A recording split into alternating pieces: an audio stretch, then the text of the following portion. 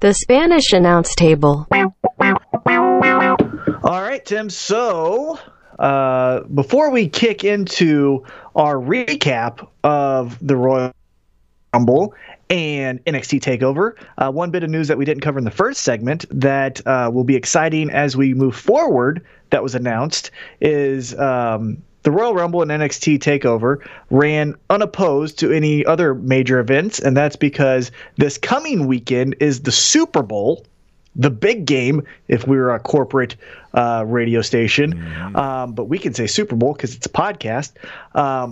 But the Super Bowl will be this Sunday, America's #1 event of the year. And a fun match is coming back during halftime. Halftime Heat. NXT is doing it this time. It's a 6-man tag.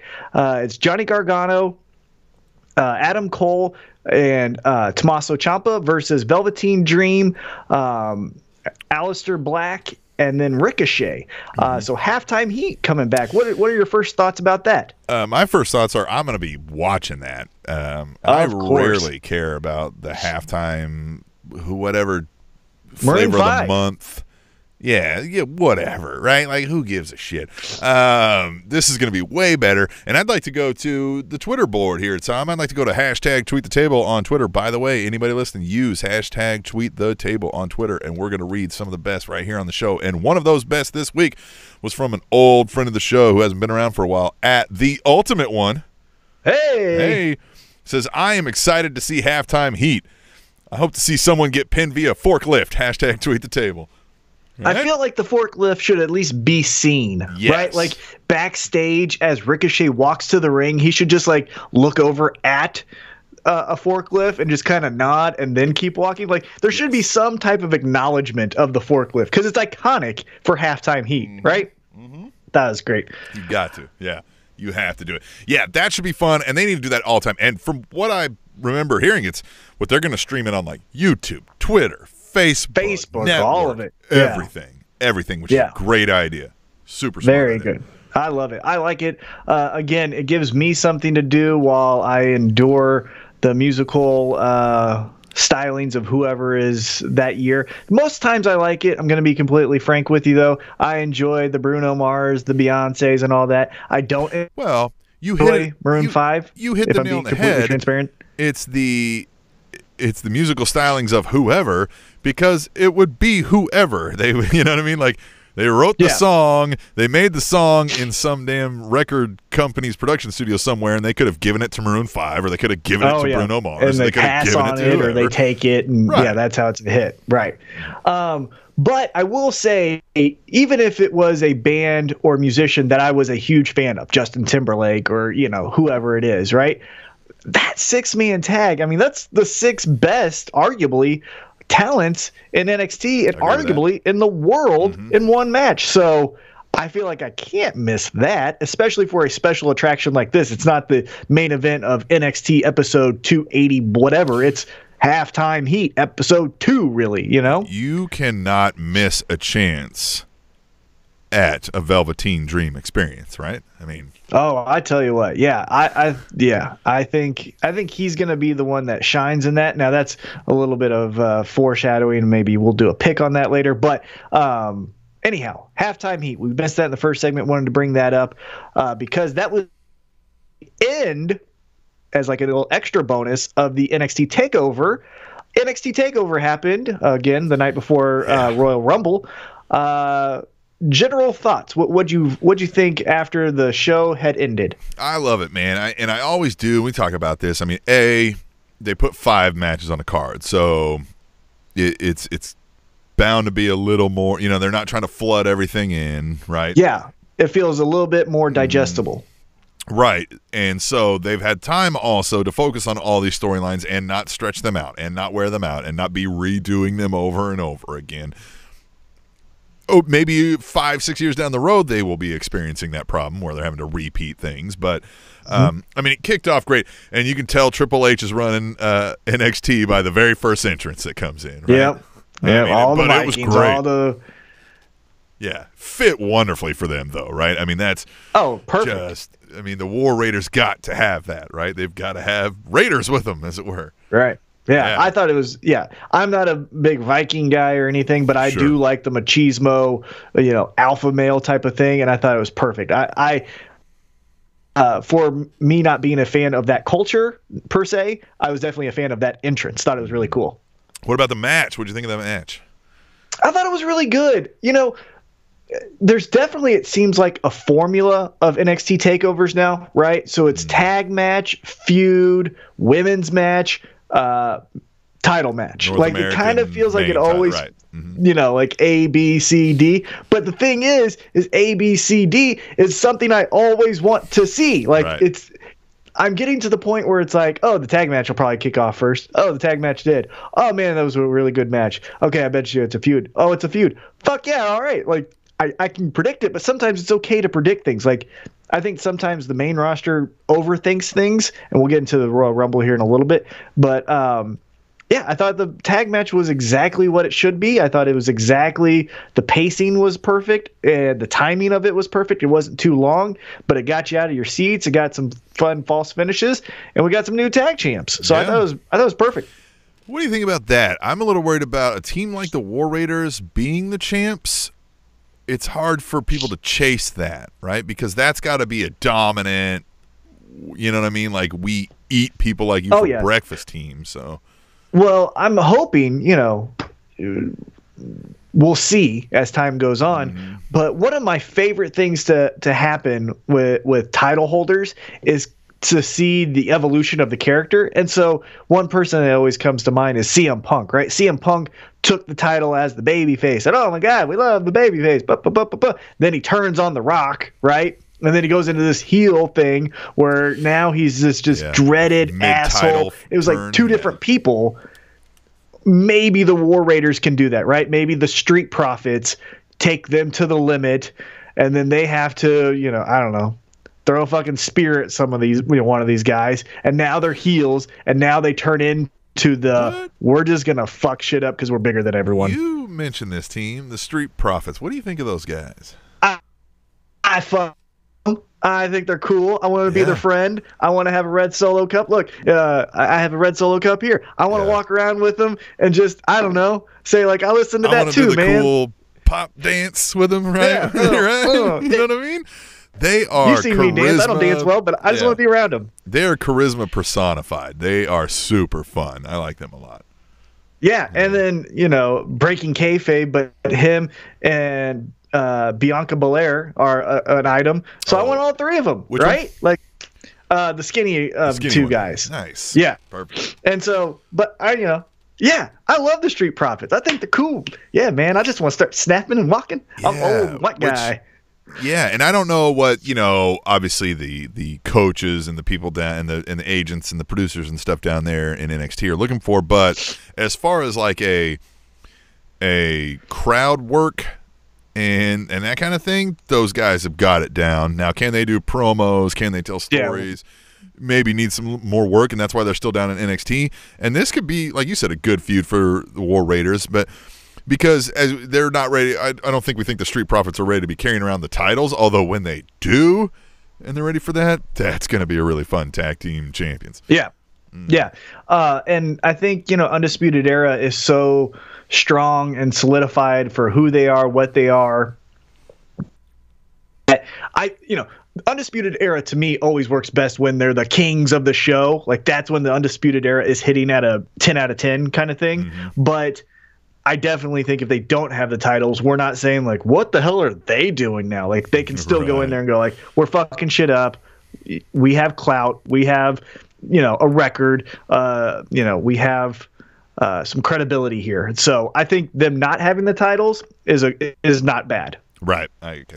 All right. So back to NXT Takeover Phoenix, which by the way, the crowd was already on point in this thing, and they were fun throughout the whole weekend. I loved the whole Phoenix crowd. They were good. Go ahead. You sent a text saying like, they did great as far as giving the energy but not making it about them. They weren't like that East Coast, Philly, New York, Boston thing where it's like, we're taking over. It's just like no, we're having fun. Yeah, it wasn't like stuff that didn't make sense. Like even, let's flash forward to SmackDown, I think it was, and somebody was like, who's ready? I can't remember. I think it was AJ Styles or somebody said something, and he was like, "Well, who would be ready?" And they were just like, "Becky, like you know what I mean?" Like, oh, okay, right. So that stuff's fun, right? All right. So we had Matt Riddle taking on Cassius Ohno. And I liked this match a lot. I thought they did a great job at telling a story. I really like the ending where Ono's tapping out to the elbow blows. You know what I mean? Like, it wasn't a submission move. He's like, hey, forget this, man. I can't keep taking this onslaught. That was fun.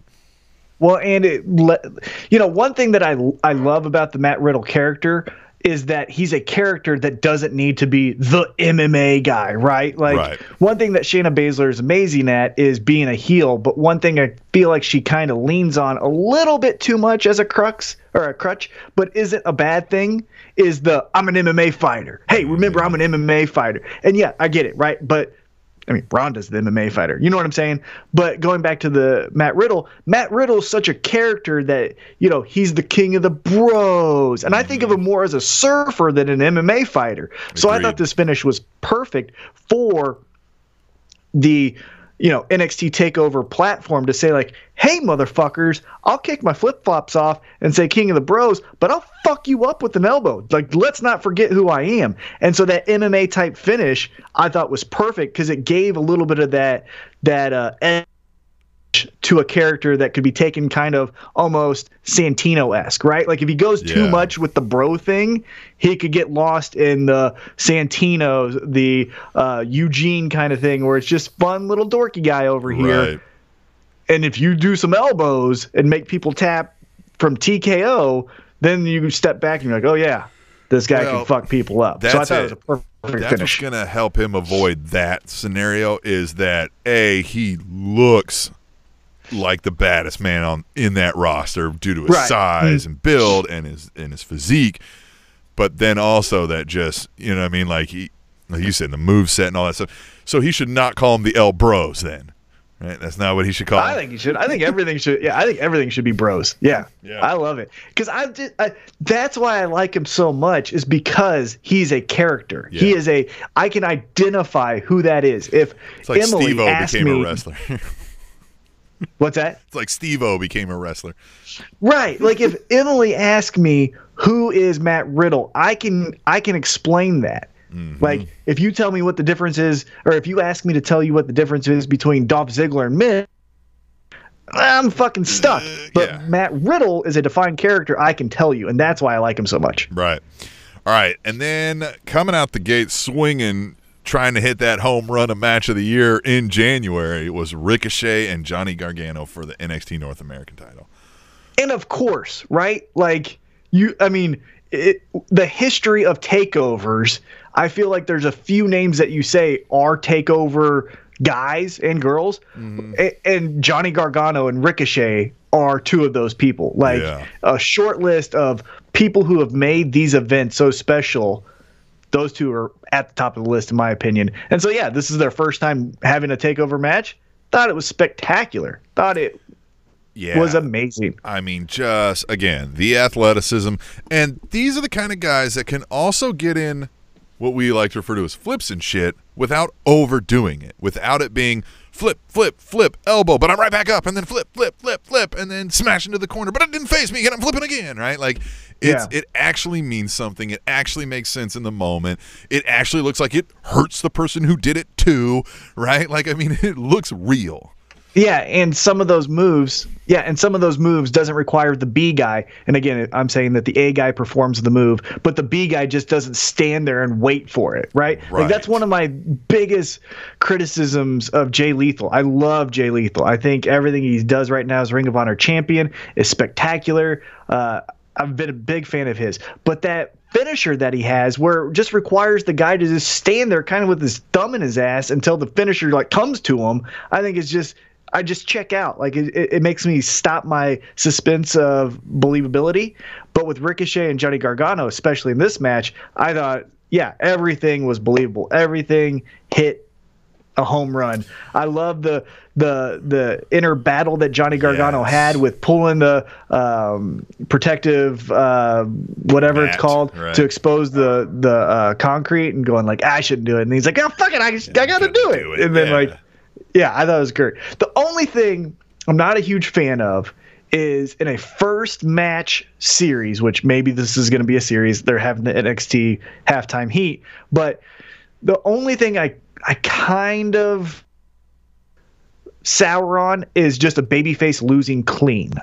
You know what I mean? Mm-hmm. Like some type of shenanigans. Because and this is my philosophy on pro wrestling, is the good guy is always better than the bad guy. The reason the bad guy is a bad guy is because he's not as good as the good guy. Mm-hmm. Like, so if a bad guy just beats the good guy clean, well, then that good guy sucks. Now, we're not saying that Ricochet sucks, but if he just loses clean, where does he go? You know what I mean? It's hard for him to have a rematch unless you build him up from, wins 10 matches in a row like we had Becky Lynch do at SummerSlam kind of thing.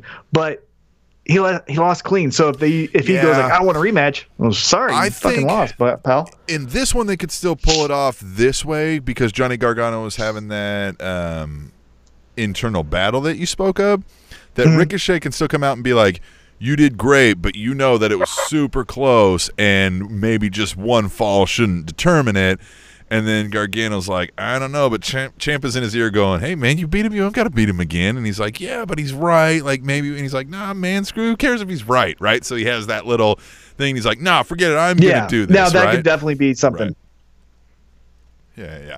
All right, well, let's move on. We had Shayna Baszler versus Bianca Belair for the NXT Women's title.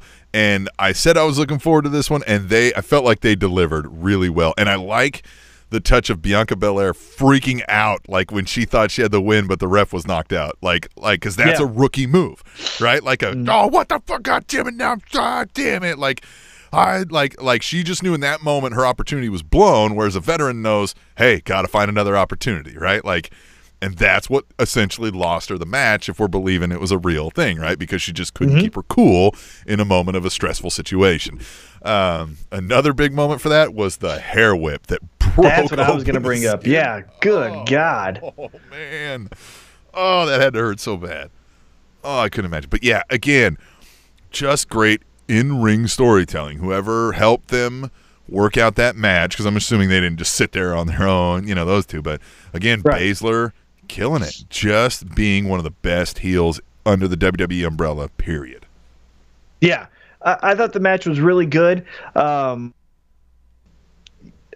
agree wholeheartedly with everything you said there. I felt like the reason she lost the match is because she's a rookie. The reason that Shayna Baszler won is because she's the top heel. Everyone comes looking out great, but the right person won to continue a dominant storyline for the kind of a weak NXT women's division right now. Yeah, that's it too. Like they've got to kind of start.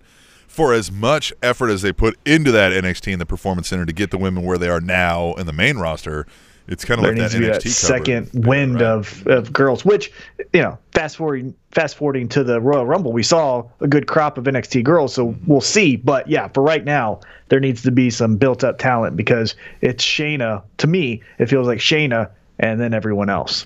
Yeah, it just felt like maybe Lacey Evans could have spent some more time down there, although I know she's a heel in her current character, but they could have made her a face against somebody like a Baszler with that gimmick still, Yeah, definitely. I agree. So I don't know. Who knows? Hey, I don't get paid for this. Tommaso Ciampa defending the NXT Championship against Aleister Black. What were your thoughts? Kind of very similar, almost the same feelings of this match as I did the Ricochet Johnny Gargano match, where you say, like, yeah, it's Tommaso Ciampa and Aleister Black. Have you seen what they've been doing at takeovers? Like, they're going to be fine together. But again, you had a babyface lose clean. So then where does he go? Right? Like, one thing when they showed the after NXT was over, the six guys, square off, and Aleister Black's limping out there, which credit to him for still selling an injury. But it was like, oh yeah, you of the six here, you kind of suck. Right. Yeah, like you're the one who lost. Oh, and Ricochet, you lost too. That was just kind of how, like, well, of course I'm taking the other three because two of them already beat two of you. So of course. The other one's the dream. But the match itself. What's that? And the other one's the dream. Right. Yeah. And he's already lost to Tommaso Ciampa as well. So, yeah, Tommaso Ciampa's beat 2/3 of the damn other six by himself. But anyhow, back to this match. I felt like it was really good. And again, Tommaso Ciampa is just awesome. Like, I love Aleister Black. We disagree on Aleister Black. I think, and this is being completely honest with you, I think I'm buying into what it could be and not what it is, right? Yeah. Like, what I see is kind of what you see, right? Where it's like, the promos are okay. The presentation's awesome, right? The, like, you know, coffin stand-up thing. The music is fucking... The head games idea, right? The sitting down, those kind of things. I like all that. Sit down. Yeah, there's elements of an awesome character, and I think I'm falling in love with this dude could really go evil. But then I have to remember we're in a WWE product. You know, they try to, like I say a billion times, they're trying to tell the story of Jesus, but not allowing anyone play the devil. So it's fucking hard. And I feel like he's stuck in that role where if it was Attitude Era, if Aleister Black was around during 1999, I think Undertaker and Aleister Black would blow the roof off of everything. Like the fucking embalming people and the hanging of people. Aleister Black would be 100% into that. And oh my God, you know Undertaker is. I think I would pair him maybe with somebody to do his talking because he can do some talking, but it's still like it's kind of monotone. It's almost that's what I like about the character. He does a lot of the. Now it's not as good, so I'm not saying it's the same. So remember that as I say the statement. At tmac_816 for all your hate mail on Twitter. Exactly. Yeah, but his cadence and his delivery and that boiled up rage that's about to explode reminds me a lot of Jake the Snake in the sense of like I don't have to yell. But motherfucker, if I lose my patience, shit's going to hit the fan. And that's where I feel, again, I think I'm falling in love with elements of, well, he delivers it like Jake the Snake, so maybe he could be Jake the Snake. And he's got the presentation of Undertaker. And I think I need to be a little bit more aligned with, like, well, yeah, but really he's not doing anything too great. But I do like him. I like him. But going back to the match, Tommaso Ciampa, I mean, I think the person that takes out Tommaso Ciampa is the story has to end with Johnny Gargano winning. Yeah, because I don't know how else they do. Like when they're ready to okay, Ciampa, you're ready to come up. Like the storyline has to be a goddamn slam dunk, doesn't it? But I'm tired of this. We need to stop it. No one goes up. No one. Just leave them there. We're done. We're done. You know how great of a story we can tell in NXT with right now? You could legitimately, because of how good all the talent is and how good NXT's been, you have faith in the product. You could go 6 to 8 months just with Tommaso Ciampa and Johnny Gargano doing what I kind of feel like is the Stone Cold Steve Austin Triple H 2-man power trip just at the NXT level. Yeah. Like you could go 6 to 8 months with just these two guys terrorizing everything, and then you can go another 4 to 5 months with the Johnny Gargano comes to his senses and has to overcome this demon who has got him off track, and then that's where at the very end, the light at the end of the tunnel, Johnny Gargano comes home, Johnny Wrestling, and beats Tommaso Ciampa. It's Raven and Tommy Dreamer. It is. You know what I mean? Mm-hmm. It is. Yeah. I mean, and it's it's. It could be Triple H, Shawn Michaels, right? Where they're friends this year and they're enemies the next, and they're friends and they're enemies and they're friends and they're the lifelong. It could be the Miz Daniel Bryan kind of thing, right? It could even go across things. And yeah, I kind of agree with you. At this point, until somebody's injured and you're running out of options, stop bringing them up. Like why they brought up the heavy machineries and that. Well, the heavy machinery I get because tag team divisions were lacking in some things. That was a good call on SmackDown, bringing them there. Yeah, but the other ones, you're bringing in, who else were they bringing? I can't even remember. EC3? Yeah, and we still ain't seen jack shit with that guy. Let's get into the end of NXT. We'll kind of put a bow on this and then move into the Royal Rumble. But the end of NXT Takeover saw Johnny Gargano come out after Tommaso Ciampa retained, both of them holding the titles up, and that's where I kind of alluded to. It felt to me as if oh shit, this is. Again, for lack of a better term, just first thing that came to my mind was this is Triple H and Stone Cold joining forces, 2-man power trip. Now, hopefully no one there's a fucking quad, but this could be what they wanted that to be, right? And so I got so excited, excited. Yeah. Mm-hmm. All right, well, let's move on to the Royal Rumble, huh? Let's get into the Rumble. And I mean, let's do it. We had a kickoff show. I'm just gonna skip over the first match. I don't even give a shit. That whole Razor and whatever his name taking on Rude and Gable just didn't make any sense to me. That made no sense because then the next night, whatever the fuck they're called, Revival were together. So why didn't you just do the? It was stupid, dumb. Yeah, or just you could have had a triple threat tag team match at that point. Man, those guys, they missed their flight.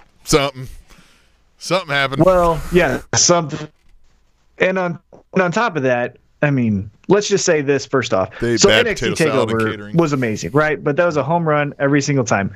But I get these travel packages, and we're talking about doing a travel package for WrestleMania, a Spanish announce table, trip out there.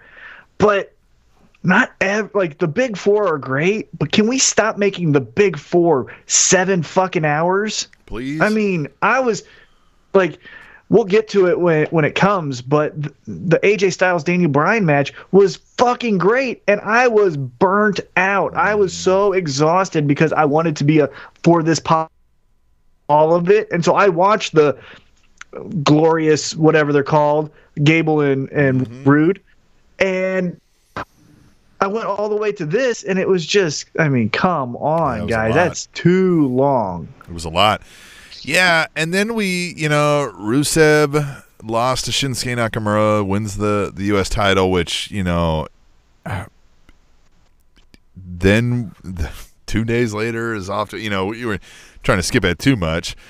That whole mess is odd. But, I mean, hey, I kind of called out that whole Rusev Shinsuke teaming up thing. It looks like maybe they were doing that to get to here, I guess. But yeah, and I also like that Lana getting injured led to something else, right? So that match had a purpose for later in the night. 2 purposes even, 2 purposes. Right. And I like that Nakamura, now, again, Tuesday changed my opinion of that, but I was like, okay, I think they understood what United States of Knock America could have been, so they're going to go with that again, right? So I was like, awesome. So the night of Royal Rumble, I was a fan of that match. I was like, yeah, let's totally do that. Yeah, it was fine. Yeah, I was like, all right, well, cool. And then, they had that fatal 4-way with the soon-to-be-gone Hideo Itami and Kalisto and Tozawa and Buddy Murphy. They're really all in on this Buddy Murphy guy. I don't know that I see it so much, but, hey, He looks the part. He looks good getting off the bus, you know what I mean? Doesn't sound the part to me, I don't think I've ever heard him talk. Yeah, you ain't missing much. All right, well, let's move on. The main show, Asuka and Becky Lynch. And now this one was surprising because I just thought we didn't know Becky Lynch was going to be in the Rumble, right? The Women's Rumble. And then she loses. We thought maybe. Right, we thought maybe. But then I thought kind of, okay, well, that's where this is going, right? They're going to give her this, like, all right, man, I missed that opportunity, and now I've got to fight my way into Mania. And, of course, everybody loves her, and she's trying to find a way into Mania, but she keeps getting denied / swerved over. That's where I thought that was heading. And a hell of a good match, and it does give some legitimacy to Asuka. I thought, I agree on all points on that. First off, before we dive into it, let's kind of just what was your overall thought about of Royal Rumble? Like out of 10, what would you have gave it? You can check out my thoughts on SpanishAnnounceTable.net with an article called "A Rumble in My Stomach," 2019 Royal Rumble review. Yeah, where I hit it up that. Typically, especially over the last decade or more, Rumble can be super fun and at the same time just be highly predictable. Yeah. Highly predictable, which still felt that way. I mean, obviously, we missed on a couple predictions, but even when we miss, we're kind of not wrong. They just went with a different person or, you know what I mean? Like, it's still kind of you're like, oh, okay. And it's even so predictable in, like, when it boils down to, like, the final 4 or 2 in one of those matches, you go, this is the person. There you go. I'm okay with that because, sometimes to tell a story, you have to tell the obvious thing, right? Like, if it's a Western, you have to tell the story of the guy getting on the horse to get to the destination. Like, it's okay. And, that's all right. But I thought it was good. I thought Royal Rumble was overall pretty decent. But this is where the little things I thought they could have done better. And I'm glad, we're starting off with the first match of the night. Becky Lynch Asuka, right? The very first person that shows up on the main show. So if you go to WWE Network and go to 2019 Royal Rumble, the first person you see, the music you hear is Becky Lynch. Right. So if you know that at the end Becky Lynch is going to win the Rumble, in my opinion, and I get the whole like men main event, then the women main event, and last year the women main evented, so this year the men main evented, but that doesn't tell a good storyline, so suck it backwards. What you should have done is you have Becky Lynch be the first thing you see on the Royal Rumble, walk out, loses, but then comes back, and the last person you see on the Royal Rumble is Becky Lynch with her hand held high. Like, that is a story. I can send that story to a non-wrestling fan. That I mean, it was fucking too long, but that event, and the person would go away saying like, so Becky Lynch is pretty cool. And I'm like, fuck yeah, look at that. Another reason you don't have to do what they did here with, like you said, well, the women, because it was the first time last year we put them in the main event. So this year we got to do the men. Was the thing, right? So next year we got to do the men. No, you don't.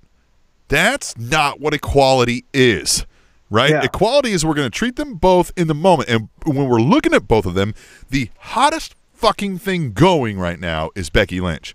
So I don't give a fuck that we put the women last first time, because it made sense then because it was new. This time we're putting them last because we're pulling the trigger on Becky fucking Lynch. So I mean, it's that simple. Yeah. So, but like I said, I won't be too droning, but yeah, everything you said, it added credibility to Asuka. And, you know, as we go through the Royal Rumble, we'll hit on our Raw and SmackDown thoughts too, because in the third segment, we'll give you our favorite things. But, so yes, it gave total credibility to Asuka. I watched Tuesday SmackDown, didn't even hear her name be mentioned, it felt like. Right. That was what the fuck? That was like that was another miss where it's like, okay, Asuka made Becky Lynch tap out. We're building up Becky Lynch, but guess who's the fucking queen on SmackDown? It ain't Charlotte, it's fucking Asuka. That's where I thought it was a miss. But yeah, the match itself, I thought it was way better than I did not predict that match to be as good as it was, to be honest with you. You know, I thought it was going to be a little bit of jumping on their free throws, and they killed it. All right. The Bar defending the SmackDown titles, tag team titles, unsuccessfully against the best tag team in the world, McMiz. What did you think about this? You have to break up the Bar. Yes. You have to break up the Bar. This is why. This is now the second biggest profiled match they had, and they lost to a makeshift, put-together Band-Aid team, right? Hey, so they lost their titles at WrestleMania to a fucking 10-year-old and Braun Strowman. All right. That was on Raw. You move them to SmackDown. Let's get them some credibility. So they win the SmackDown titles. Okay, we're the Bar, blah, blah, blah, right? All that shit. But now you're losing to 49-year-old, looks like he's having a heart attack in a match, Shane McMahon. Did he? And did he have like a mini heart attack? But God damn. Yeah, it's just the Bar has just lost everything. So they need to implode or do something, because they're a joke. Miz wasn't celebrating and like shaking Shane McMahon after that victory. I think he was giving him fucking CPR tactics, man. He was like, "Hey, get a fucking breath in you." Like, what in the fuck? And okay, man, I get the story they were trying to tell here, but it's hard to not just treat him like Vince McMahon Jr., who, just because they want him to be in a prominent position, they're going to give it to him. He shows up and gets in one match and wins that Best of the World tournament. They decide, okay, we're going to do a tag team now, and their first fucking like real match is the goddamn tag team championships. Like, dude, like, it's hard for us to take these things seriously when you fucking do this.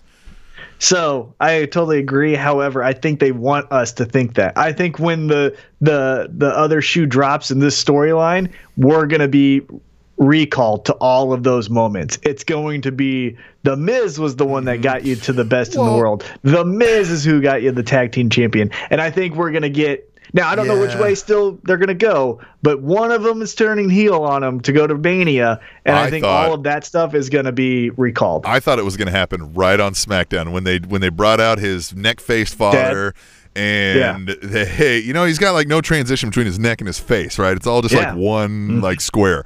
So when they had him out there and he did the whole "I'm proud of you," I thought he was just gonna wallop him and be like, now you fucking say it, and like, you know what I mean, and then turn on shit. I thought I was hoping right then. I was like, do it now, beat up your father, beat up Shane, throw the titles, be like, I don't need any of this shit. I don't need you to tell me you're proud of me, right? Like, the heat would have been amazing, would have been good, but of course that's coming. Yeah, that's coming. I think that's coming, but it's not coming right now. But I think the Shane McMahon setup, though, like you said, I think that's for a purpose. I don't think it's just Vince McMahon Jr.'s kid. I think that has some something to it. Yeah, and then we got a match I really could give two shits about, and it's still, even though they did a good job in the match, I guess, it still didn't hold my attention for entertainment purposes, was Ronda Rousey and Sasha Banks.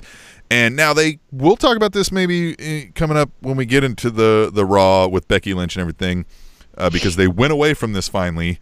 But the way they'd been booking Ronda Rousey, like I'm so sorry I beat you, can we still be friends? I was like, what in the fuck are we doing this for? I said it last week going into the Royal Rumble.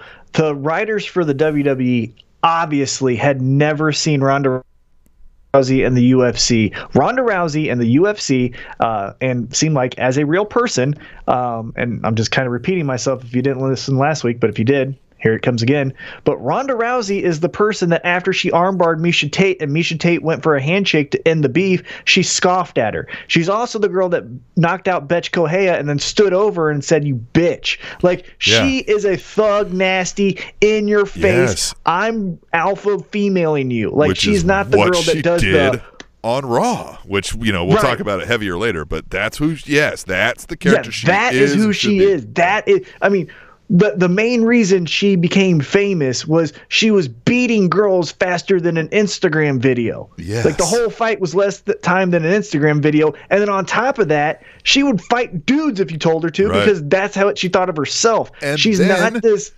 if they went to shake her hand, she'd fucking wipe her ass and give him a little dirty Sanchez on the way out. I mean, like, she was just like, fuck you. Yeah, she wasn't...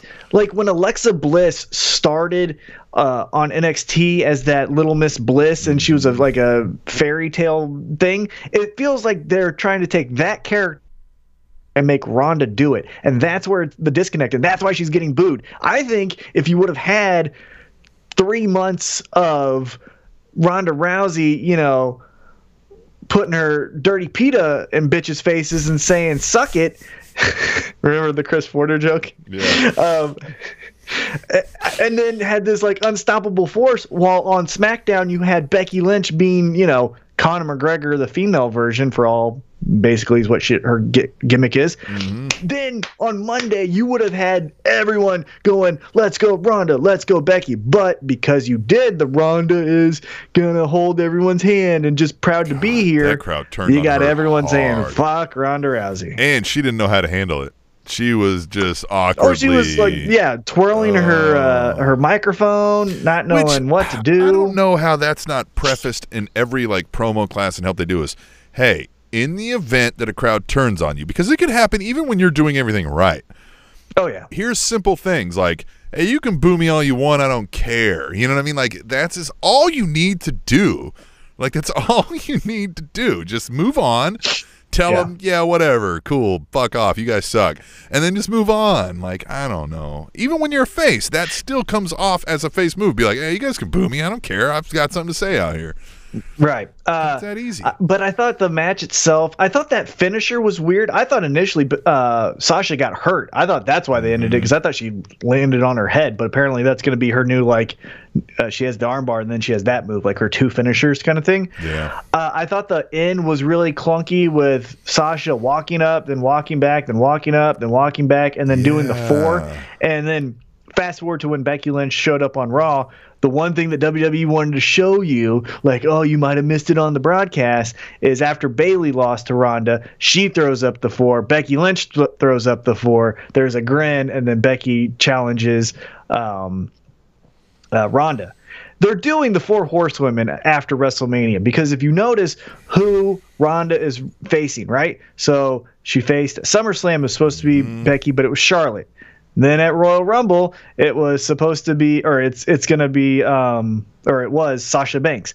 Now at WrestleMania, it's going to be Becky Lynch. So we just had her beat Bailey. So she's going to face all four of them. Here's what's going to happen is... And after all four of them, we're going to get, the four horsewomen. I'll call it now, my WWE prediction, and of course this may change, or my WrestleMania prediction. Becky Lynch will win that match and win the title because the WWE four horsewomen help her. And then all of a sudden, that's the big shock. And then the fallout from that is Ronda gathers her four horsewomen on Raw or whatever. And then it's off. Yeah. If Becky Lynch versus Ronda is the main event, I would not be shocked in the slightest.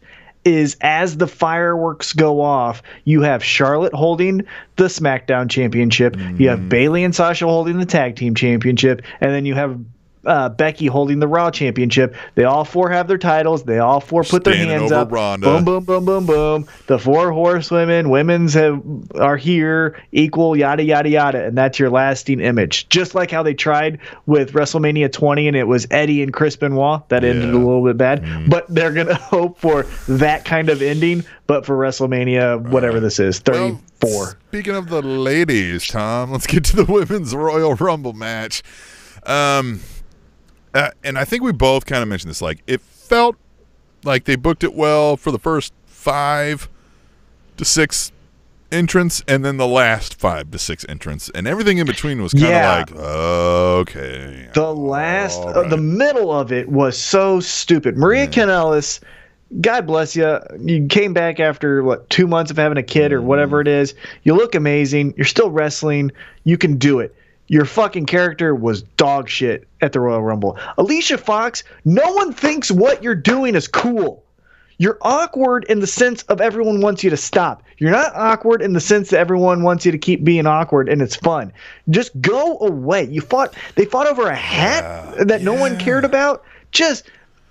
I don't get it. I don't get the whole Alicia Fox horrible thing, period. Like the I'm clearly acting like I'm a lunatic bit. You know what I mean? Like it's so force-fed. The Pillman pulling off the lunatic thing worked because you didn't know, right? Like this guy's legit might actually be a lunatic. Alicia Fox doesn't come off that way. It's I'm trying to act like a lunatic because I think you're going to think that's funny. And it's just not. Yeah. It's just not coming off well because you also have to be a funny person to pull that off. You have to have charisma. Just saying. All right. And kudos to Natalya for being the Iron Woman of that one, huh? I mean, she put in some work. But of anyone who would do it. Oh, of course, right? The one that everyone loves back there. Well, and Lacey Evans put in a long time, too. And that American Ninja Warrior girl, I thought out Kofi Kingston. Yep. I thought her stuff was way better. Hey. Naomi's little thing was fun, too. You want to get into that? Because that is getting on my nerves. Yeah, I see your face here. What? Which one? This whole, 2 feet. It's just two points of contact. If it's your hands, if it's your shoulders. I'm tired of it's actually the feet. The Kofi Kingston thing, look, you had a great stretch where Jesus of Mary, it was out of this world incredible. It jumped the shark this year. You need to stop. It was played That's it. Because out. Look, I get you. I get what you're saying. Here's what I'm saying. If you get thrown over the top, but you don't hit the floor at all, right? So somebody catches you, you land on something else that's not the floor, and you can get back in, great. Or you're still hanging on and only 1 foot touches. Cool. Right? Yep. But Kofi laying completely on his back with 1 foot up in the air, you're out, man. You're gone. Yeah. And here's why, too, because here's where it also was dumb, because then Xavier Woods picks him up and brings him in when none of that needed to happen. You could have just scooted your happy ass back over to the ring with your foot still in the air and climbed yourself back up. You didn't need Xavier Woods to pick you up in the weirdest, most awkward of ways. So none of it made sense. None of it, which, New Day doesn't always make sense. I think it was a botch. But I think it was a botch. Yeah, I think it was. I think he was supposed to catch him. Right. If that happens, okay. But That's the risk you do in pro wrestling. There is no take twos. I get it. However, just the whole thing is just played out now. Yeah. It's just stop. Yeah, I'm don't do it every year, and don't make it a point like, well, now Kofi's in here and he's gonna do something. No, because that makes us go, this is your one-trick pony now. Like, this is what you're here for. Nobody thinks you're going to win it because you're only here to do this. And then you did 2 or 3 of them. Just get the fuck out of here. Yeah, he did a ton of them. But going back to the women's one, the middle was clunky. I thought the female Final Four showed how strong the top end of female pro wrestling is in WWE. I was like, yeah, all of these girls are fucking awesome, right? I thought it was very fitting that it was Charlotte and Becky Lynch. Becky Lynch coming in after Lana got injured, I thought was a good callback to reward you for why you watched the pre-show. I thought the start was really good. I thought the middle was excellent. I thought the end was excellent. The middle was good. Awful. Very bad. And then an odd choice for a piss break match was Daniel Bryan and AJ Styles. Which, again, was an awesome match, but I was thoroughly exhausted by the time it got there. And then, the surprise of Eric Rowan come out, which is a great fit because we know enough about Eric Rowan to know that he is what Daniel Bryan has said he is, right? He's an intellectual, even though he's a fucking weirdo, right?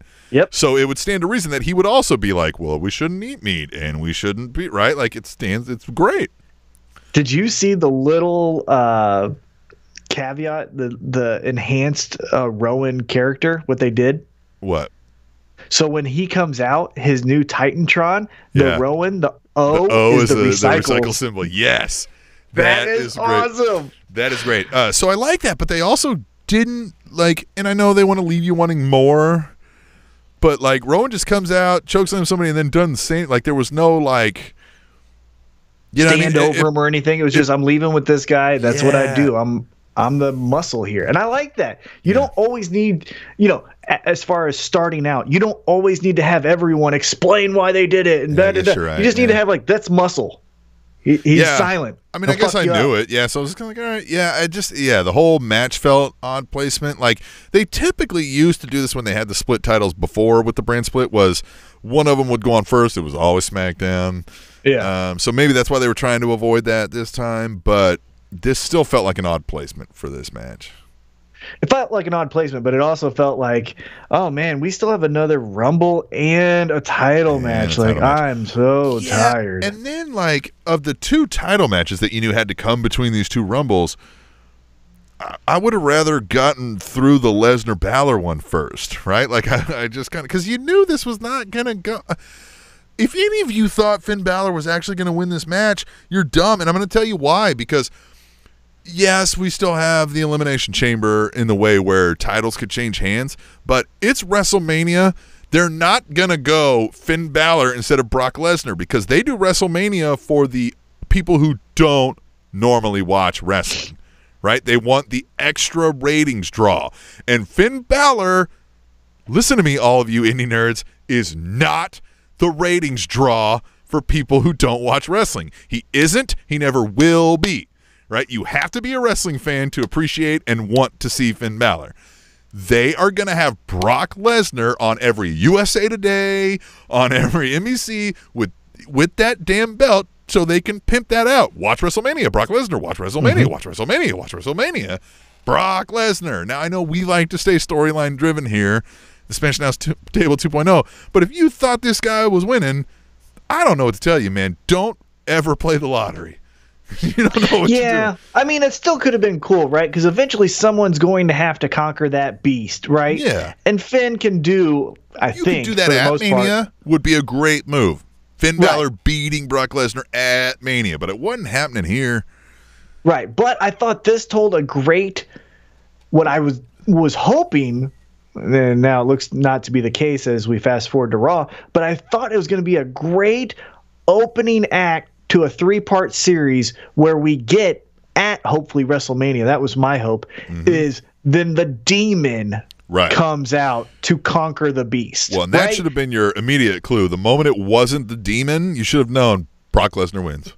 Well, yeah, but what I'm saying is, I thought the match and how how he had Brock Lesnar to a point where Brock Lesnar couldn't even suplex him showed like the man Finn Balor is up to this task. It's just tonight he was not the better man, right? And you can be capable, but still lose to Brock Lesnar, right?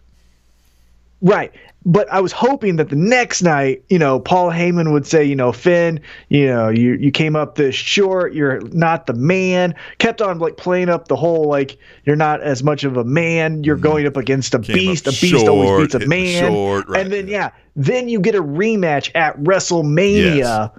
Where it's the demon versus the beast. That sells tickets. You just say that on a thing, on a card, on a headline, that sells tickets. The beast versus the demon. And Finn Balor as the demon, I don't get the whole thing, but he looks captivating. You could do that. You could do the rematch for whatever reason, right? Like Finn Balor still comes out and finds a way to goad Brock Lesnar into the rematch at Elimination Chamber and still almost gets him but doesn't. And then he comes out again on the Raw after the Elimination Chamber, and Heyman and Lesnar are like, why? Why would we give you a third chance? And he'd be like, oh, you don't need to give me a third chance. You need to give the demon a chance, right? And so you're already booking it. No, this is how I would have done it. I would have had whoever you're picking to face the champion on SmackDown, have that person win the Rumble. So let's just say it was Samoa Joe, right? Samoa Joe was towards the end. Samoa Joe wins the Royal Rumble. He's taking out the eco-friendly Daniel Bryan because now he's going in like that cool, badass babyface kind of thing, and Daniel Bryan's still doing the eco-friendly thing. So that's your SmackDown thing, right? So he wins the Royal Rumble, not Seth Rollins. Then Raw has to do their match where it's all the people are in the Elimination Chamber. First person wins, or final person that wins becomes the number one contender for Brock Lesnar. That's where Finn Balor outlasts Seth Rollins, Drew McIntyre, blah blah blah blah blah. Finn Balor wins, right? Then they have Fastlane. Then Finn Balor, whoever he beat at the last two, right? Yeah. Let's just say it was Seth Rollins, right? Yeah. Seth Rollins and then Finn. Seth said, it was because Drew McIntyre low-blowed me. That's the only reason you won. Give me a one-on-one match. Finn says, fine, let's do it. Finn beats him at Fastlane. Then that's when Paul Heyman says, oh, we're doing this thing again? You again? Didn't we beat you at the Rumble? And then that's when Finn, oh, you didn't beat this motherfucker. And then it's the demon. And then and then you look like you have a right. And then Brock has this like Undertaker shook look on his face, like, oh fuck, I don't know if I can deal with that. And then that's your fucking main event. Yeah. By the way, back to we were mentioning Daniel Bryan. I forgot to bring up this tweet the table I wanted to bring up, and I don't know if you saw the promo. It was at the Ultimate One says Daniel Bryan is the greatest of all time. He just put over a monstrosity of a burger, and they're gonna sell thousands of them. Hashtag tweet the table. God, when he was like doing that whole bit, holding that nasty fucking burger that they had, that was amazing. All of his local news interviews were spectacular. He kept yelling over the reporters, saying that they don't want to hear the truth. He is the person of the truth. He is here to get his change to the masses, and they were just like, all right, back to you. And he's like, they want to censor me. This is why they don't want to hear the truth. And then the two reporters back at the station were like, okay, that was weird. And I was like, fuck yeah, it's weird. It's pro wrestling. Well, and he's doing great about that. Like, he makes you feel uncomfortable. I love it. Mm-hmm. All right, let's get into the men's Royal Rumble. He called out Henry Cejudo. Did you catch that? So Henry Cejudo is the UFC lightweight champion. Yeah. Before his fight with TJ Dillashaw, he was on a flight with Nikki Bella. They took a picture together after Henry Cejudo wins his championship fight. He's like, hey, Nikki Bella, what's up? Daniel Bryan goes, don't make me come over to the UFC and like spank your ass. Wear her perfume because that's the closest you're getting to my sister-in-law. Like, he's just going it on all levels. He's doing the Becky Lynch, but for the guys. I love it. He's killing it. I love it. But anyhow, go ahead, keep going. All right, let's get into the men's Royal Rumble match, and I'm gonna chime in with at Katie First Lady had two tweet the tables that go together because we can just kind of encompass this. She says, fun fact. I believe Johnny Gargano and Candice LeRae are the first husband and wife currently in WWE NXT roster to participate in the men's and women's Royal Rumble matches in the same year. Hashtag Truth Table.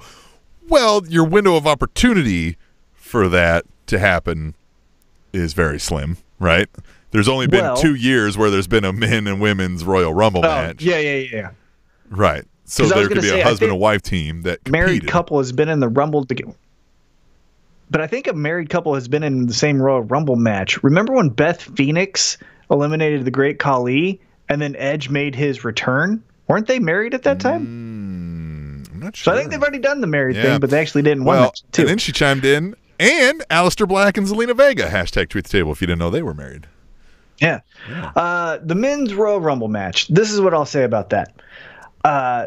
Too many wasted spots on throwaways.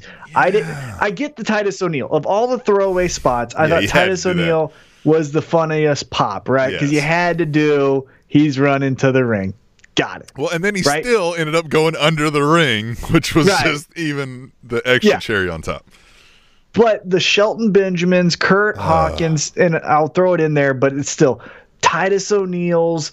I felt like we all know, like, stop it. And stop with every year someone has to be out in a second.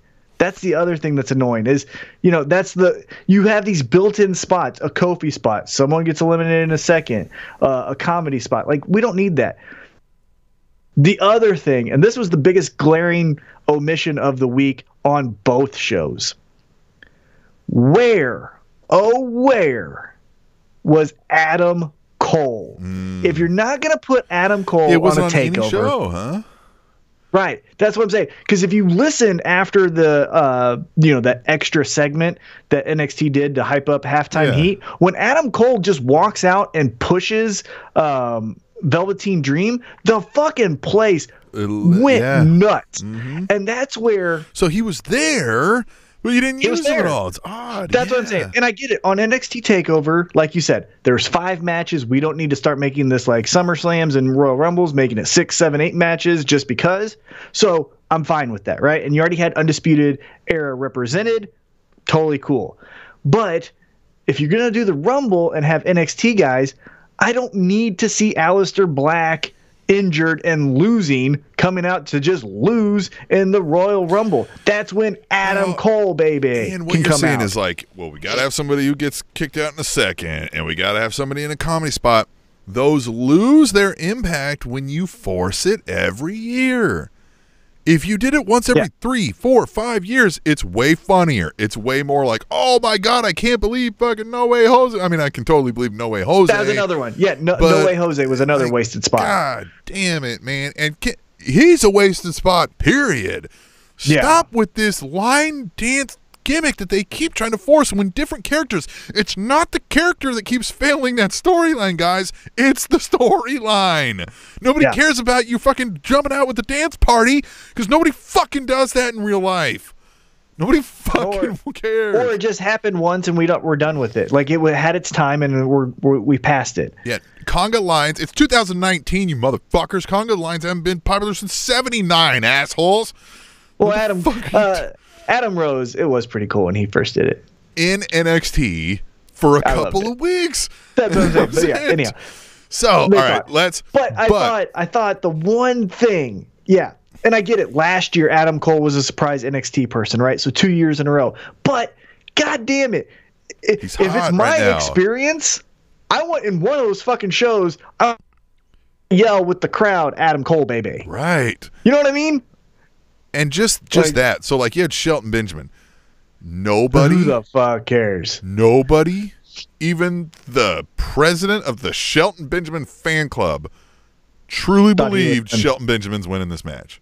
Yeah, so just get him out and put in an Adam Cole. Or put in, Johnny Gargano was a good surprise. I was like, oh, yeah, that's cool. Let's see what he looks like standing next to Dean Ambrose. Yeah. That's when I think the NXT TakeOver call-ups, like in the Rumble, work well, because then you're like, okay, this is a midget. Or, this is a star. You know what I mean? Well, let's kick off with the Rumble. At Mr. Fourth Row says, poor JEFF, JARR, ETT, TWEE, TTHETABLE. Right? I like it. Right? Yeah, I like that. That was good. Yeah. I thought that was a great way to start it off. I even told you it was the 2019 version of Jeff Jarrett starting the show, and then it was the 1994 version of Elias coming in second. Thought it was perfect. Yeah, except it just wasn't. I mean, you mentioned guitar shot. We're making our predictions on the fly through text message between each other. Yeah. And you were like, guitar shot, obviously, and he didn't do that. He like sucker punched him. And I was like, and then he hit him with the guitar. Yeah, but they did it. They did it the second night on Raw with the singing of the song. I would have done if I was booking it. I would have had him say like, "We're singing that song." Have the whole fucking crowd mumble all of it until when they know the fucking part. Spend my days working right. Right. Everyone mumbles until they get to that part, and then hit him with the guitar and then throw him out. Mm-hmm. Yeah. Yeah. Okay. So let's run through. So what else happened in the room? I mean, okay. Nia Jax, where do you land on it? So the one thing that I'll just say is like, she's not. This wasn't revolutionary. China did this. Beth Phoenix did this. So I got a little bit flabbergasted and dumbfounded when everyone was like, Nia Jax? It was like, we've done this. We've done this before. Karma. Karma came in and did it. So I don't know. What the added benefit is for a long time now, and it's rumored to center around their toy deal with Mattel, is that there will be no direct, on purpose, men violence upon women, right? Right. Which they went away from that. And I'm glad because we're talking about Rey Mysterio and Nia Jax, people. If this was a real fight, my money's on fucking Nia Jax. You know what I mean? Like, she just got to sit on the fucking guy. If she had any kind of fighting skill, obviously anybody, a small person can beat up a bigger person. But you follow what I'm saying, right? Like if I don't understand that and I'm a kid, I'm looking at these two and I'm like, well, yeah, why can't Nia Jax take a foot from Rey Mysterio, right? Like it shouldn't be like oh my God, a man hit a woman. Like the man is a third of her fucking size. It couldn't have hurt that goddamn bad. Right? But but Randy Orton is not. Randy Orton is not. Now, there is something too. You can't keep sitting here going, the men are equal to the women, but we've got to protect the women from the men. Well, then that falls apart. So if she enters herself into that fucking match, I'm okay with the separation. I'm okay with the separation. I don't like it. Yeah, because you're sexist. But the point here is, if she walks into that fucking match because if this were real life, she walks into that match because she thinks I'm big and tough and can beat these motherfuckers up, then tough shit, you got your ass beat by a couple of fucking dudes. Now, I'm totally okay with that. But again, if we're going to say, this is why I'm not okay with it in today's current, whatever we're calling this era, right? Is if we're going to say at last year's WrestleMania, we need to accept Nia Jax because of her size and she looks different. And, this is going to be geared towards obviously not 30-year-olds. This is geared towards kids. Well, fun fact, girls evolve quicker than boys. And so if I just see that a girl is bigger than me, if I watch Nia Jax get hit by Randy Orton, that means I can hit Stacy in class because she's a little bit bigger than me. Right? Well, like we're setting there's also the don't standards. Try this shit at home, right? Like you can who's still listening to that? You can still reiterate that this is a fucking performance art, right? Yeah, now, but who says that? Who does But there is still this, and we've said it all the time, like, women, you can't go, we are equal. I get to hit the men and they can't hit me back. Fuck you. That's bullshit. Yeah, fuck that's you. Bullshit. Right. Fuck you. If you're hitting me, you're getting hit. Yeah, right. Where I'm okay with it, and this sounds hypocritical, but I do have a little bit of wiggle on this stance, is where I am okay with it when Stephanie McMahon would smack Roman Reigns. Well, Roman Reigns can, put her in a submission. You know what I'm saying? Like, I'm totally okay with that part. It's we're going to have a match. It's Candice LeRae versus Rey Mysterio. Fuck off. I don't want to see that. Well, Tessa Blanchard's been fucking wrestling people left and right. I know. And so is Candice LeRae. She was doing the whole prettiest team with Joey Ryan. They were doing the intergender. I don't like it. I don't want it. I don't like it. Doesn't bother me at all. Science says that men will always kick a woman's ass. so we don't need to prove it.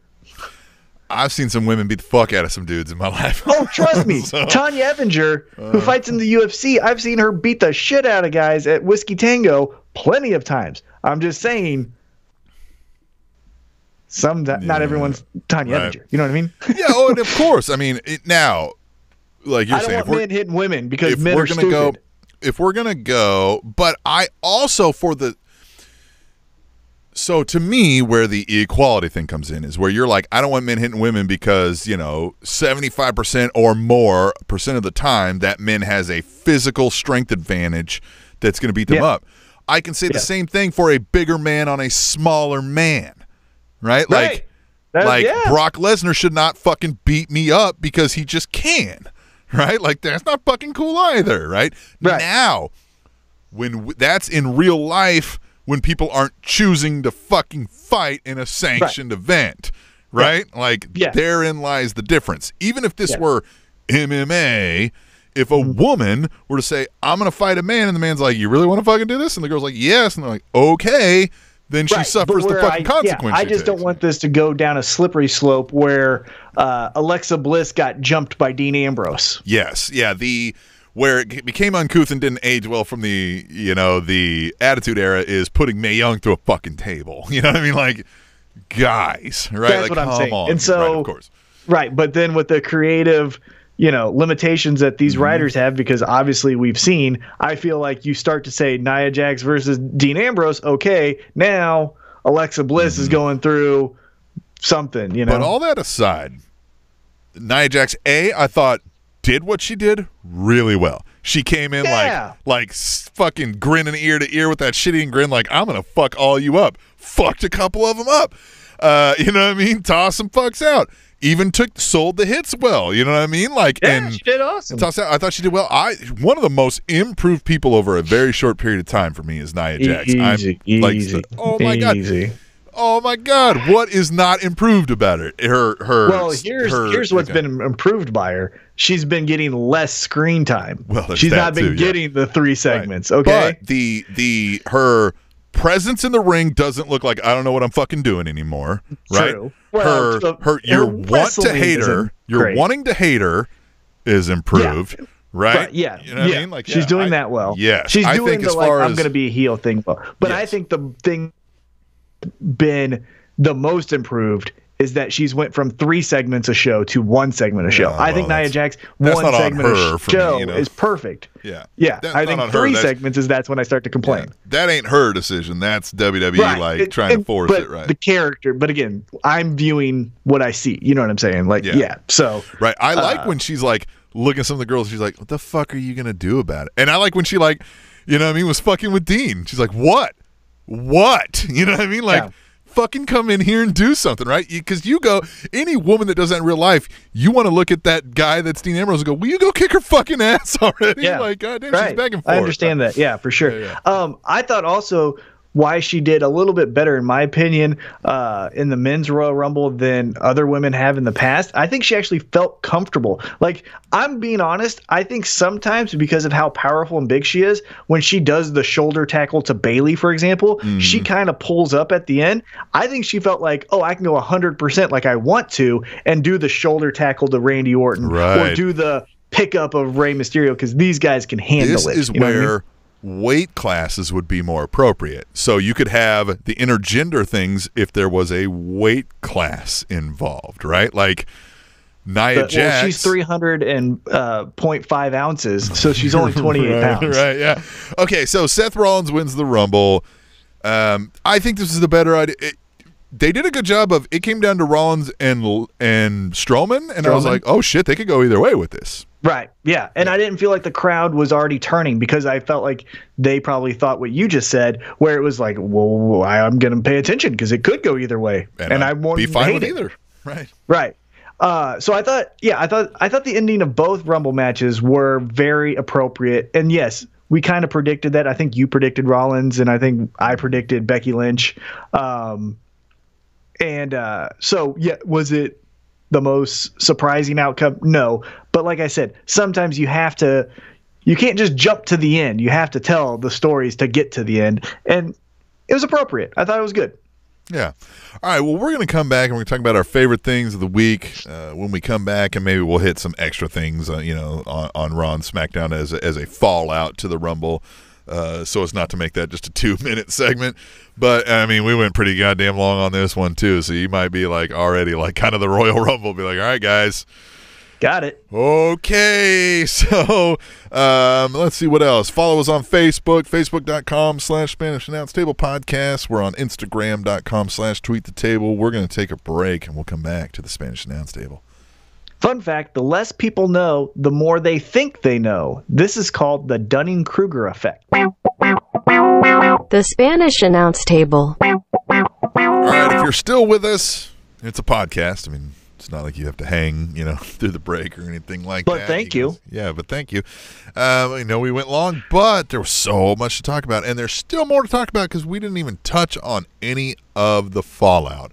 We like to do a favorite thing of the week. We were doing a least favorite thing of the week, but I think we've kind of determined, like, that just makes us sound negative, and you can always pick something that sucked. Unless there's something drastic that we feel we need to talk about, we won't necessarily, like, it also puts me in a negative frame of mind, right? Like, I've got to find something that I thought sucked, right? You know what I mean?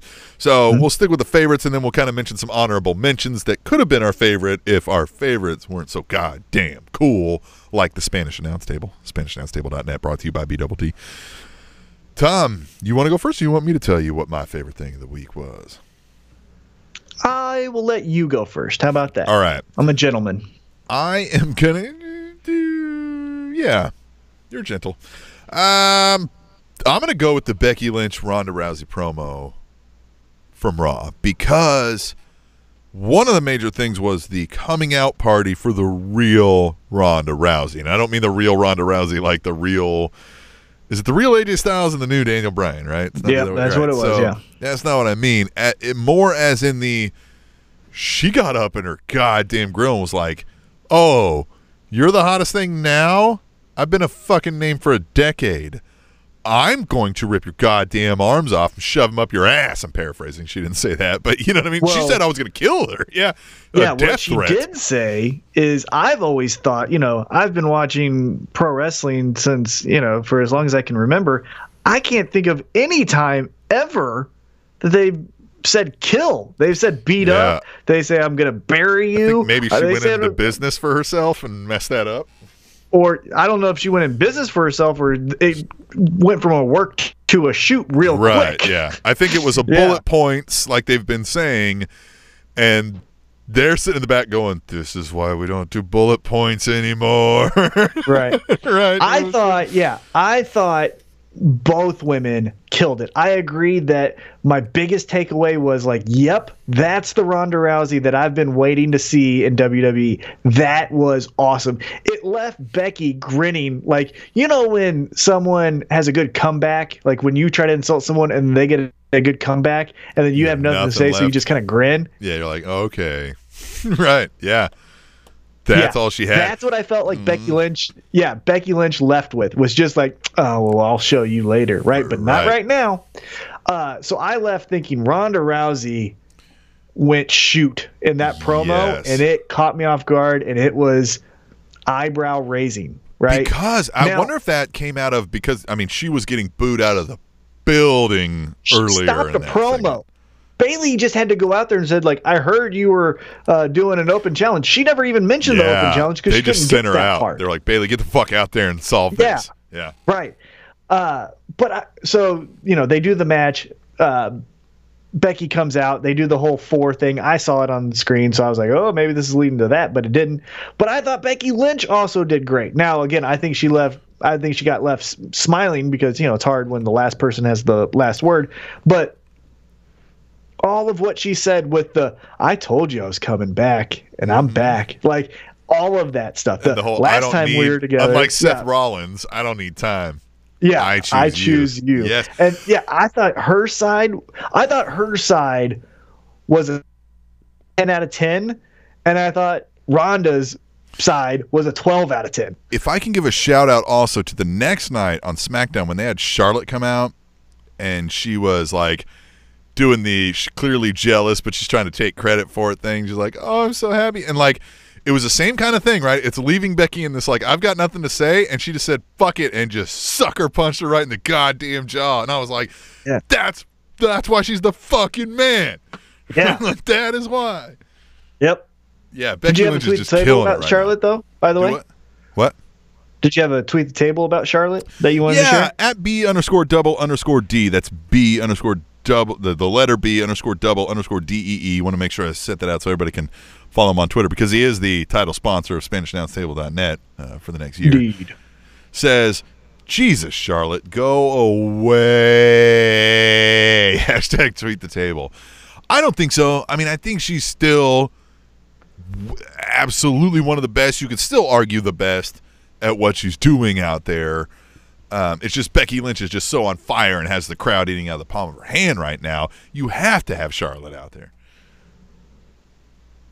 Well, so, you know, like I said, the biggest glare from the pay-per-view weekend was not having Adam Cole any part of any show, right? But the biggest glare from almost a perfect episode of SmackDown was that Asuka didn't even show up at all. I thought that was just incredibly stupid.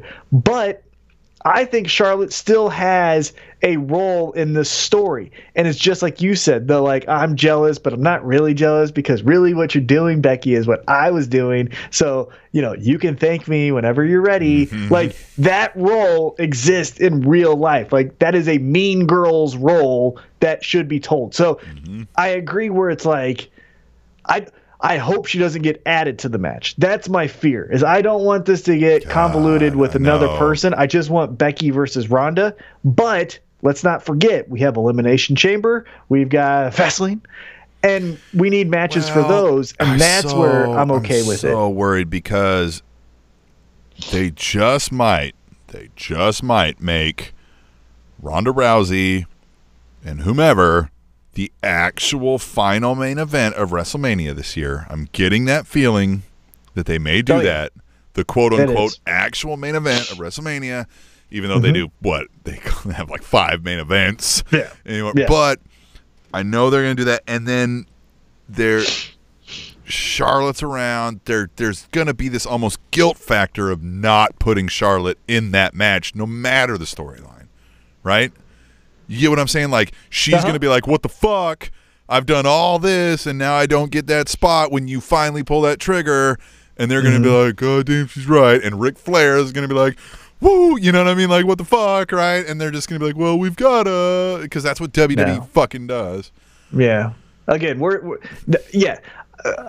I'm hoping, again, maybe I'm being overly optimistic, but I think, you know, we have 2 more pay-per-views till WrestleMania. You can't just have Becky Lynch and Ronda just doing promos until we get to WrestleMania. 9 months, so you need to have something for both of them to do, and that's where Yeah, for like 9 fucking weeks or whatever is left until Mania. Right. Yeah, right. Whatever, yeah. So that's where hopefully we flush out this Charlotte angle to the storyline, and then by the time it's WrestleMania, then it's just Becky and Ronda. And that's why I think if they do this whole 4 horsewomen thing, I think that's when Charlotte goes with Asuka. Because right now, like I said, Asuka wasn't on the show. It seems like no one's even fucking calling her out, right? Carmella didn't say anything when she was out there. The Mandy Rose and the other girl, they didn't say anything about her. Naomi's not, you know, man, no one's calling out Asuka, so it has to be someone with her. Speaking of Carmella, just way off topic, gonna switch gears real quick here. Truth won that U.S. title. They botched that fucking pinfall situation with the ref pretty hard, didn't they? But I think they tried to. I think that's what they wanted us to think, because everything else lined up so perfectly well. Yeah. I think that was a work botch or whatever. It was just odd. But hey, our Truth is our U.S. champion. You go like, wait a minute, that wasn't supposed to happen. Yeah. And then, I thought it was perfect. If it was a work. Right. But our Truth, the United States champion, go figure. Who would have guessed that? Why? Again, here's my beef with it. And it's not him. I'm okay with him. But I've already seen his story. His story was told as our Truth. Then he got fired to TNA, became Ron Killings, and he came back as R-Truth. He peaked with Capital Punishment and him and Miz and John Cena and all that stuff. I've seen his character. I'm fucking done with his character. Yeah, it's like Kane. Obviously, putting the title on him is so they could get to this Rusev and Nakamura tag team that's going to happen. Can be any, that could have been anybody. I get the whole thing. Could have been Hawkins. What I'm saying is, could have been fucking. Obviously, he's a tag team, but it could have been any fuck. Could have been Dean Ambrose. It could have been whoever the fuck they wanted to throw in there. Yeah, it could have. I always go back. It could have been EC3. Could have been EC3. Could have been any fucking buddy at all. Yeah. Another guy this weekend that debuted on the main roster, and Lacey Evans was out there. Why wasn't EC3?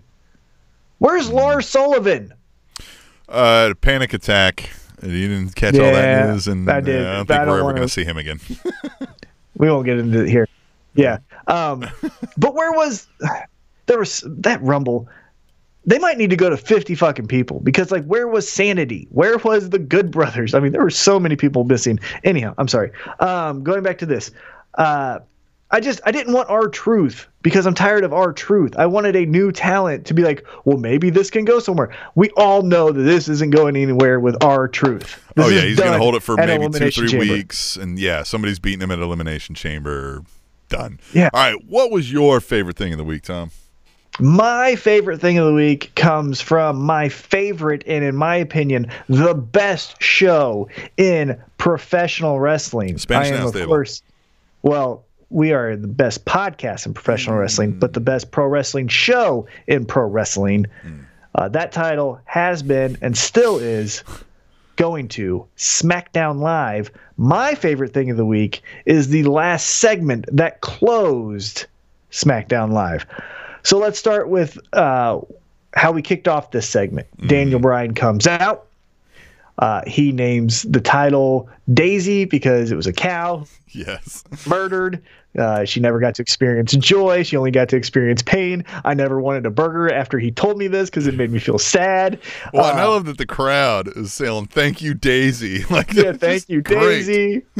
Thought it was great. Yeah, that was another part where they're a part of the show, right? And then I think they said recycle, or they did something else. Yeah, they had some really good chants in there that didn't make it overwhelming, which Daniel Bryan could have get lost. We saw Ronda get lost. Daniel Bryan's definitely on a different level. But what I'm saying, he fought through it. He didn't allow that chant to go through. He kept going to his promo. Thought his side was great. Hey, quick, before you go in, hot off the presses, we just got another hashtag Truth Table in live right now. Going back to the topic we were just talking about, at Mr. Fourth Row says, I wonder if little Jimmy is proud of Truth's U.S. Championship win. Hashtag Tweet the Table. I'm sure he is. Anyway, back to what little you're saying. Jimmy, again. I've seen all of R-Truth. All right. Back to what I forgot about little Jimmy until you said that. But going back to Daniel Bryan. Daniel Bryan, first off, like I said, that promo, spectacular, made me feel guilty. Those kernels of truth makes a great promo. 10 out of 10. But then the unveiling of the belt. And we talked about this, where I said it should be like a pea green and a mustard colored. It was more wood than I thought, but the wood was from falling things. It's 100% biodegradable. Yeah. Oh, well, here we go. So at Mr. Fourth Row also said, I hope the new WWE title isn't biodegradable. Otherwise, the longer Daniel Bryan is champion, it might start to disappear. Hashtag Tweet the Table. It might. I want to buy it. It looks great. It is. I sent it to my wife, and she was like, it looks pretty cool. And I was like, I agree. I think they thought it was going to get booed. And even the crowd was like, yeah, I like that. Right. It was good. Why didn't you think that when the Universal title debuted? Remember, we all booed that? Yes. Anyhow, so I thought the title was perfect. I thought Rowan handing it to Daniel Bryan, showing the submissive I answer to this guy. Again, Rowan with the recycled O in his name. Thought it was perfect.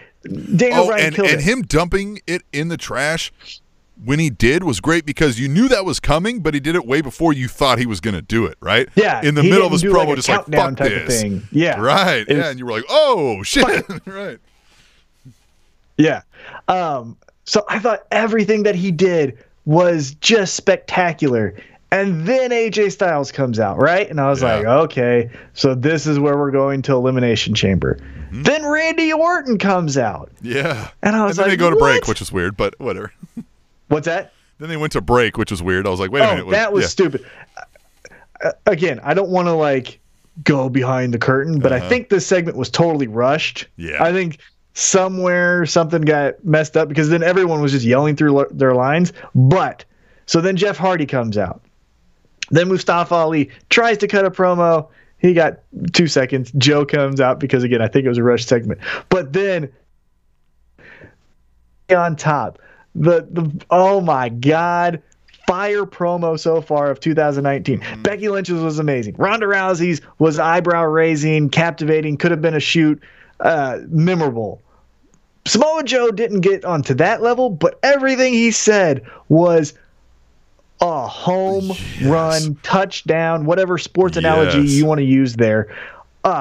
First, cutting down Randy Orton, saying, like, we haven't tangled yet, but when we do, know that it won't come out of nowhere. Using his own line. Thought that was perfect. Then saying, Jeff Hardy, I have no idea why you're here. And Jeff Hardy trying to like, well, I'm going to talk over you. And then he using that AA line on him. Oh, that was the dagger. That was the dagger.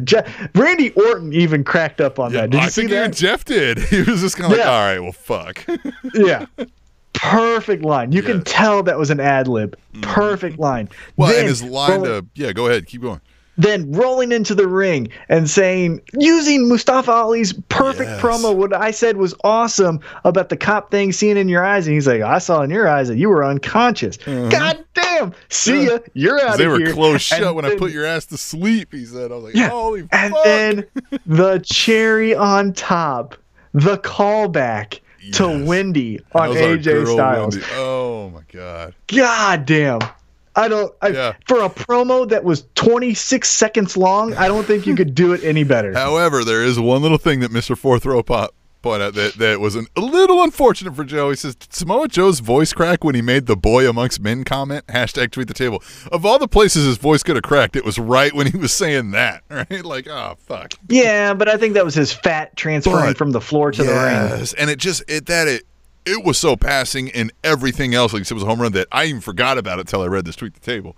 But I did notice in the moment, I was like, woo! But if anybody can make you go like, so what it cracked, what the fuck are you going to do about it? Yeah, nothing, sir. Nothing. Here's my wallet. Right.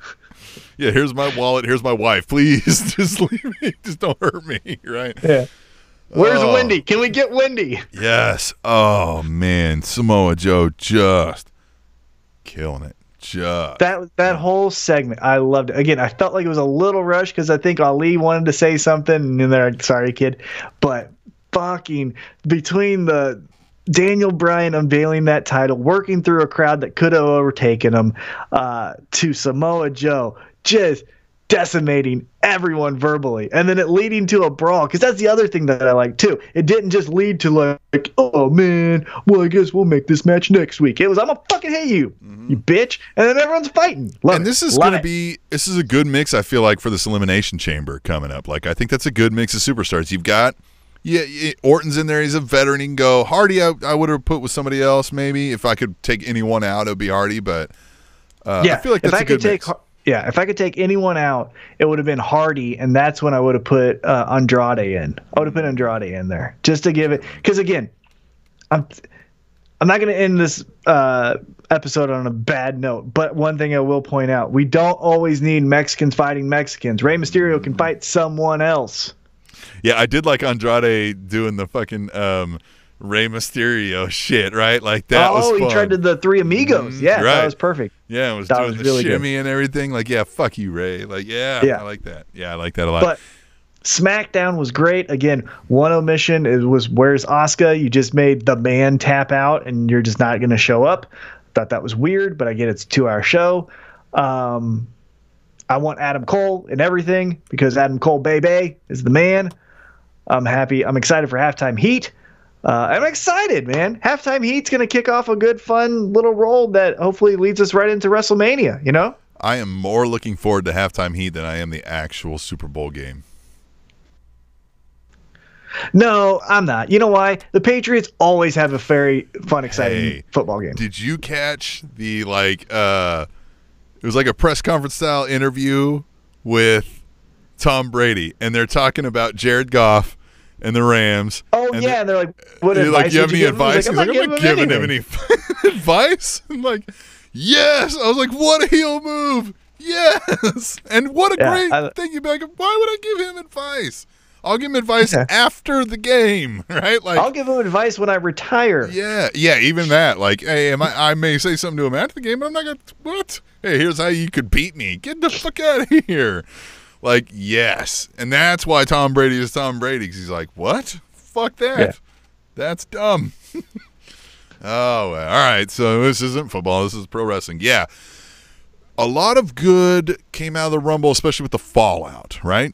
Yeah, they at least, they had their finger on the pulse there. With both shows. I thought they did the right moves that made me happy. Yeah, they do they've conceded that they go, okay, this we're going to go with what the crowd is telling us we should go with. That kind of shone through at least. Yep.